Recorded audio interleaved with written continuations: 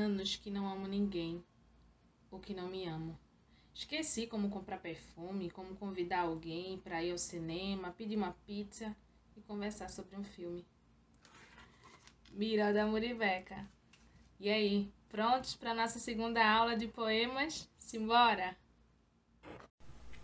Bem, essa aula é mais para exemplificar os tipos de poemas que existem e para fechar a nossa aula sobre esse gênero textual literário, que é o poema, sem ficar tão extenso os vídeos, né?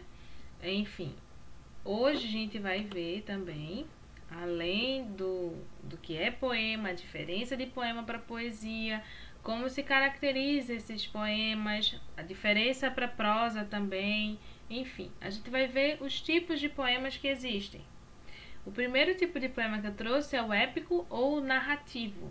Ele vai contar uma história em forma de versos e apresenta todas as características de um gênero narrativo, que é o narrador, personagem, tempo, espaço, todas essas características que a gente já viu na aula sobre gênero textual ou gênero discursivo, como queira, narração, narrativo, que vocês podem procurar aqui no canal também.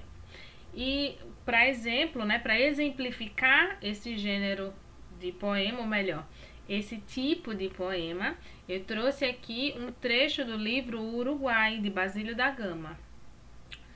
Fala assim: fumam ainda nas desertas praias, lagos de sangue tépidos e impuros, em que ondeiam cadáveres despidos, pastos de corvos. Dura ainda nos vales o rouco som da irada artilharia. Musa, honremos o herói que o povo rude subjugou do Uruguai, e no seu sangue dos decretos reais lavou a afronta. A linguagem é diferente, né? Difícil, complicada comparada ao português brasileiro falado hoje, mas dá pra gente entender o que Basílio da Gama quis dizer. Mais uma vez, a gente tem as características do poema, né? Dividido em versos, a gente vai ter a presença dos tipos de versos, a gente vai procurar aí, né? Os tipos de rima, se houver rima, a métrica, se houver métrica, entende? Tem poesia? Tem poesia. Tudo isso a gente vai começar a observar. Vocês vão ver como vai ficar bem mais fácil. Agora, todas as vezes que vocês forem ler um poema, vocês identificarem esses elementos. Vamos para o próximo? O poema dramático.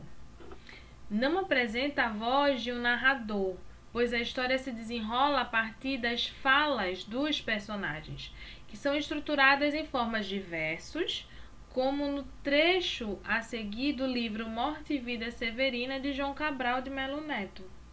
Aí a gente vai observar aqui o texto dramático. O texto dramático não quer dizer que é um texto meloso, choroso, não. Vamos observar?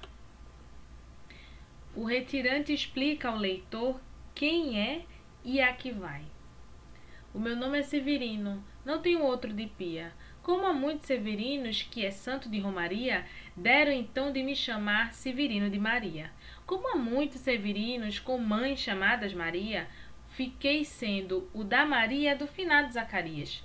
Mas isso ainda diz pouco. Há muitos na freguesia, por causa de um coronel que se chamou Zacarias e que foi o mais antigo senhor dessa sesmaria. Aqui a gente tem, ó, a narração é feita pelos personagens, certo? E o texto aqui, ele é dramático. Poema dramático não apresenta a voz do narrador, pois a história se desenrola a partir das falas dos personagens, certo? Vamos continuar? E o poema lírico, aí tem mais assim, tem mais conotação, tem mais figuras de linguagem, tem mais sentimentalismo. A poesia aqui é nítida, vamos lá? Manifesta ideias, emoções ou desejos. Não apresenta características do gênero dramático, nem conta uma história como se vê no poema Teus Olhos, de Junqueira Freire. Vamos observar. Que lindos olhos que estão em ti, Tão lindos olhos eu nunca vi.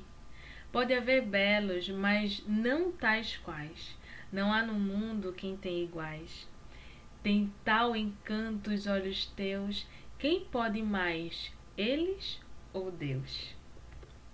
Bem, gente, isso é só para a gente caracterizar, só para a gente exemplificar os tipos de poemas que tem. Recapitulando, a gente vai ter o gênero épico ou narrativo, que vai narrar uma história transcrita em versos, mas com características do gênero narrativo. Personagem, narrador, tempo e espaço. O gênero dramático também vai contar uma história, só que tem a diferença, né? O desenrolar da história é contado pelos personagens da própria história.